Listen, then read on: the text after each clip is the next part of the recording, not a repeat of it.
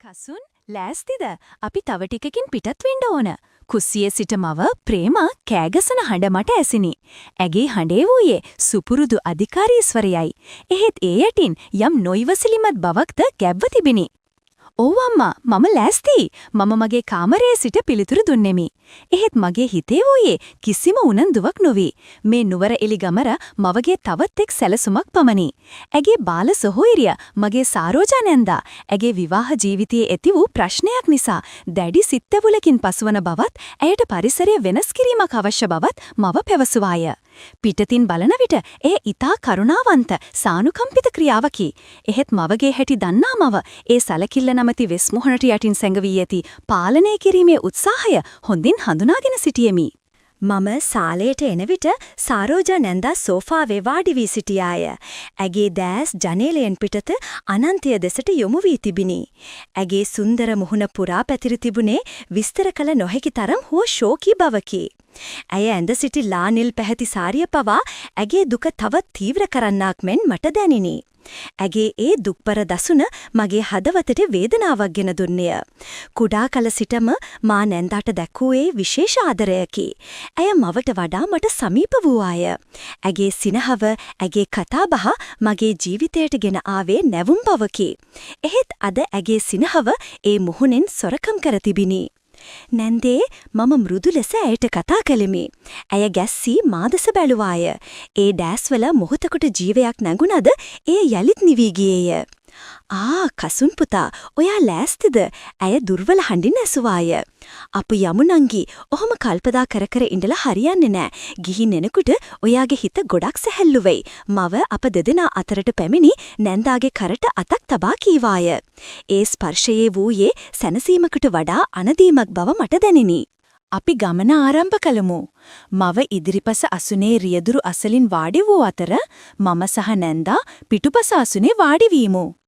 වාහනය කඳුකරයේ වංගු සහිත පාර දිගේ ඉහළට ඇදත්ම පිටත පරිසරයේ සිසිලස ක්‍රමයෙන් වැඩි විය. එහෙත් වාහනය තුල ඌයේ අපහසු නිහඬතාවයකි. මව විටින් විට රියදුරු සමග අනවශ්‍ය කතාවල නිරත වූයේ ඒ නිහඬ බව බිඳීමට මෙන්ය. නැන්දා ජනේලයෙන් පිටත බලා සිටියද ඇගේ සිත බොහෝ දුර ගොස් ඇති බව ඇගේ හිස් බැල්මෙන් මට පෙනිනි.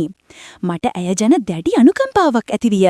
ඇගේ සිතට සහනයක් දීමට මා කුමක් කළ යුතුදයි සිතුවමි. අතරමඟ තේ කඩයක වාහනය නැවැත් වූ විට මම නැන්දාගේ අත්බැගේ ගෙලීමට උදව් කළෙමි. ඒ මොහොතේ අපගේ දෑස් මොහොතකට හමු වියා.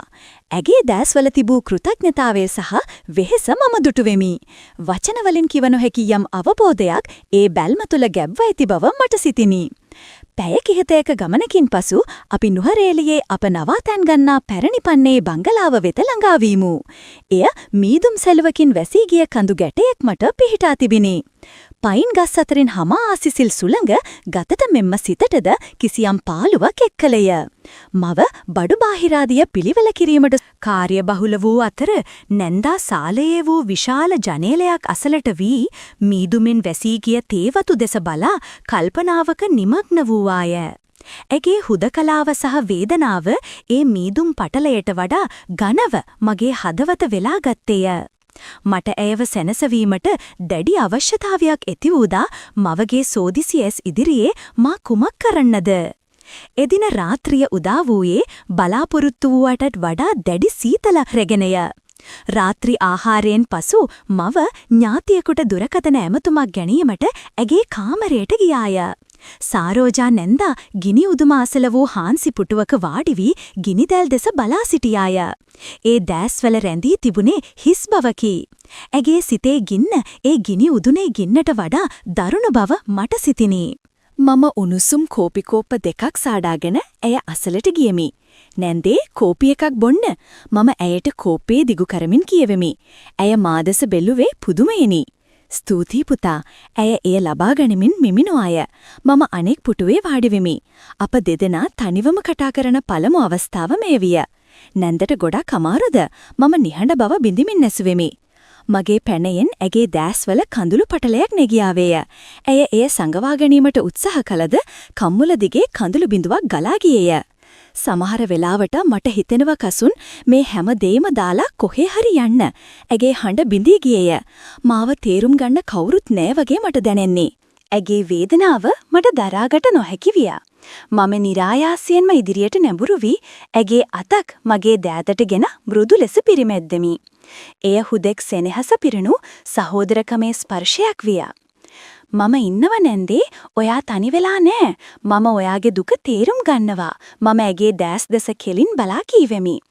ඒ මොහොතේ ඇය මගේ අත තදින් අල්ලාගත්තේ. Tamanට පිහිටක් ඇති බව දැනුණාක් මැනි. කසුන් ඒ මවගේ හඩයි. ඇය කාමරයට ඇතුළු වීම සැරසමින් සිටියාය. අපි දෙදෙනාම තිගැස්සි විදුලි වේගෙන් එකිනෙකාගෙන් ඈත්වීමු. මව කාමරයට ඇතුළු වන විට අපි දෙදෙනා කෝපි බොමින් සිටියමු. මොකද මේ දෙන්නා නිහඬ වෙලා මව අප දෙදෙනා දෙස මාරුවෙන් මාරුවට බලමින් ඇසුවාය. ඇගේ බැල්මේ වූයේ සැකයකි. නෑ අම්මා නිකම් මේ සීතල ගැන කතා කර කර හිටියේ. මම බොරුවක් ගොතාගත්තෙමි. මව තවත් මොහොතක් අප දෙස බලා සිට කිසිවක් නොකිය ඇගේ කාමරයට ගියාය. එහෙත් ඒ සිදුවීමෙන් පසු අප අතර වූ නිහඬ බවට නව අර්ථයක් එක් වී තිබිනි. ඒ රහසිගත සහයෝගයක බරයි. පසුදා උදෑසන අපි ග්‍රෙගරි වැව නැරඹීමට ගියමු. මව විශාල බෝට්ටුවක් යෝජනා කළද මම නැන්දාගේ පෞගලිකත්වයට ඉඩ දිය යුතු බව කීවෙමි. අම්මා මම හිතන්නේ නැන්දට ඕන තනියම නිදහසේ ඉන්න. අපි දෙන්න අර හංස බෝට්ටුවක යන්නම්. අම්මට පුළුවන් මෙතන ඉඳන් බලන් ඉන්න මම කීවෙමි. මගේ අරමුණ වූයේ මවගේ සෝදිසි ඇස්වලින් මොහොතකට හෝ මිදී නැන්දාට නිදහසේ කතා කිරීමට අවස්ථාවක් දීමය. වැව මැද ඇය පළමු වතාවට තම විවාහ ජීවිතයේදී මුහුණ දුන් පීඩනය, තනිකම සහ අසරණකම ගැන මා සමග විවෘතව කතා කළාය. ඇගේ සැමියා ඇයව මානසිකව කොතරම් පීඩනයට ලක් කර ඇද්දයි ඇසූ විට මගේ සිතේ ඔහු කෙරෙහි දැඩි කෝපයක් ඇතිවියා. මම ඇගේ සෑම වචනයකටම සාවධානව සවන් දුන්නෙමි. ඇගේ දුක බෙදා ගැනීමට කෙනෙකු සිටීම ගැන ඇය සතුටු වන බව මට පෙනිනි. තුන්වන දිනය උදෑසන මම ඉතා වේලාසනින් අවදි වී නැන්දාගේ කාමරේ දොරට සෙමෙන් තට්ටු කළෙමි. නැන්දේ අපි හිරු උදාව බලන්න යමුද අම්මා නැගිටින්න කලින්? අපි දෙදෙනා මවට නොඇසෙනසේ තේවත්තක් දිගේ ඉහළට නැග්ගමු. කඳු මුදුනද ලැඟා වූ අපි මීදුම් සයුරක් මතින් හිරු උදාවන ඒ අපූර්ව දසුන දෙස බලා සිටියමු. මම ජීවිතේට මේ වගේ ලස්සන දෙයක් දැකලා නේ කසුන්. ස්තුතියි මට මේක පෙන්නුවට ඇය පැවසුවේ වශීකృత වූවක් මෙනි. නැන්දා හැමදාමත් මට විශේෂ කෙනෙක් මම කීවෙමි. ඔයාගේ හිනාව ආයෙත් දෙකින්න ලැබීම මට ලොකු සතුටක්. ඇය මා දෙස බැලුවේ කෘතඥ පූර්වක බැල්මකි. ඔයා මගේ හිතේ තියෙන දේවල් කොහොමද ඔච්චර හොඳට තේරුම් ගන්නේ කසුන්? මේ ලෝකේ මාව තේරුම් ගන්න ඉන්න එකම කෙනා ඔයා විතරයි වගේ මට දැනෙන්නේ. ඒ වචනවල තිබුණේ ගැඹුරු පවිත්‍ර සෙනෙහසකි. අපි බංගලාවට ආපසු එන විට මව අවදි වී සිටියාය. කොහෙද මේ දෙන්න උදෙන්ම ගියේ? ඇගේ හඬේ වූයේ සැකයකි.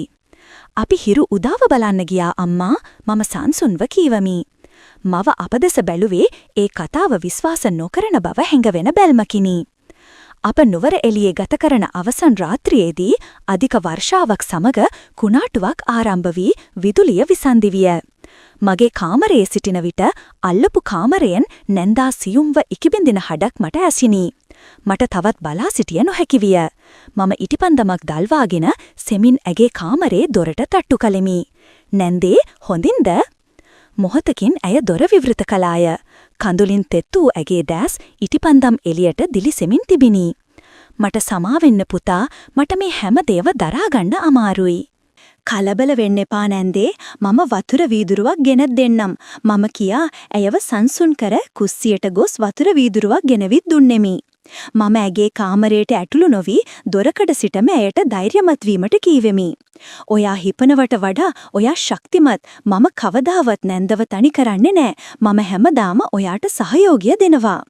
මගේ වචන ඇයට ශක්තියක් වූ බව ඇගේ බැල්මෙන් මට තේරුණි. ඒ මොහොතේ අප අතර වූයේ එකිනෙකා තේරුම්ගත් දෙදෙනෙකු අතර ඇතිවන පිරිසිදු මානසික බැඳීමකි. ආපසු වෙන ගමන සම්පූර්ණයෙන්ම වෙනස් වියා. නැන්දාගේ මුහුණේ ශෝකය වෙනුවට සියුම් සිනහවක් බලාපොරොත්තුවක සේයාවක් තිබිනි. අපාතර වචනවලින් තොරව ගොඩ නැගුණු ඒ අවබෝධය මවගේ සැකමුසු ඇස්වලට හසු වුවද ඇයට එය තේරුම් ගත නොහැකි විය. නිවසට පැමිණි පසු නැන්දා ඇගේ ජීවිතය ගැන නව ශක්තිමත් තීරණ කිහිපයක් ගත්තාය. ඇය නැවතත් සිනාසෙන්නට ජීවත් වන්නට පටන්ගෙන තිබිණි. දිනක් සවස් වරුවේ මගේ දුරකථනයට ඇයගෙන් පණිවිඩයක් ලැබිණි. ජීවිතේ ආයෙත් ලස්සනට පේන්න පටන් ගන්න තියෙනවා. හැම දෙයකටම ස්තුතියි වගේ පුතා.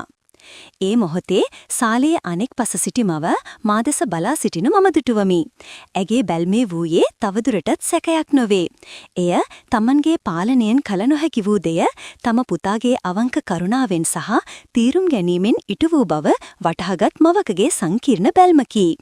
ඇයට නොතීරුණාට මම ඇගේ සොහයුරියට ජීවිතයේ නැති වී තිබූ ශක්තිය නැවත සොයා ගැනීමට කුඩා හෝ උපකාරයක් වී තිබුණි.